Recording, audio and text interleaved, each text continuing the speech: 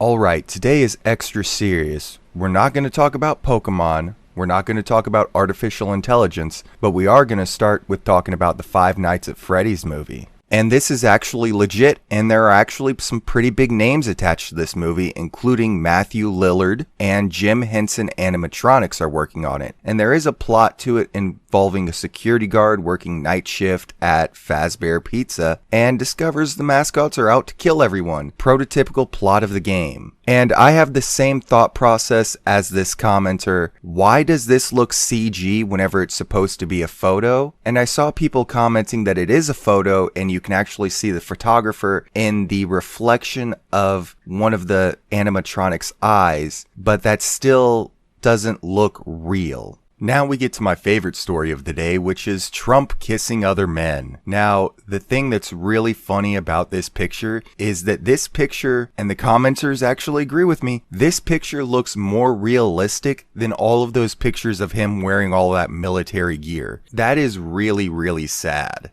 And then you get grab him by the what? That's a good one there. And then here's another picture of him trying to kiss Vladimir Putin. And this should not surprise anyone. Him and Putin are really, really good buddies, if you know what I mean. So this is the last thing that I found, and it's The Adventures of Harry Potter 1986 BBC television miniseries. And I'm going to spoil this for all of the commenters that I saw underneath this, leaving comments about how they would love to see this. And there were also some people actually doubting its existence, at which point you should have been from the very beginning, considering that the first Harry Potter book didn't even come out until 1997, 11 years after Troll was made, which is what people are getting confused on. Troll was released in 1986 and does features characters with names like Harry Potter Jr., Ann Potter, Wendy Ann Potter, so I can see where the confusion sets in. And in the modern era, that actually creates more confusion considering there are two characters, part of two different franchises with the same name. And there's actually an article about the creators of Troll planning on suing J.K. Rowling, but deciding not to because of family matters. Have you heard of Harry Potter Jr.? You know, the kid played by Noah Hathaway, the never-ending story, in the movie Troll, the one that came out back in 1986, 15 years before Harry Potter and the Sorcerer's Stone. This movie is now being remade, and it's going to be called Troll, The Rise of Harry Potter Jr. And the directors have come out and made some statements, and they have said that they do not plan on suing Harry Potter for franchise and copyright infringement. But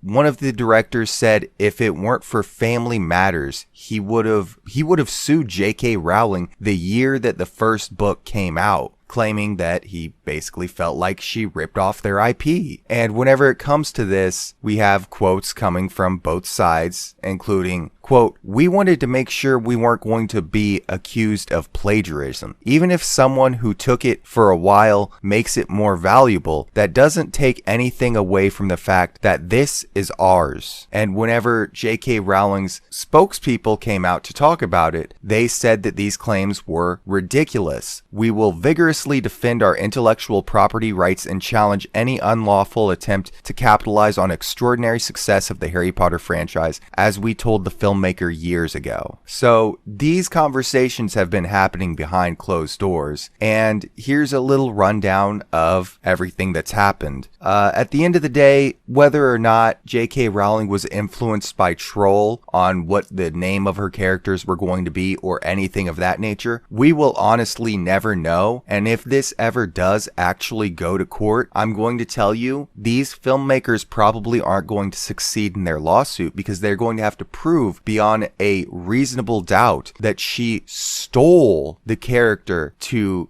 build her intellectual property. And I don't think they're ever going to actually be able to prove that, especially considering Troll is basically a B movie. It's not a mainstream film. But that's all we have to talk about today.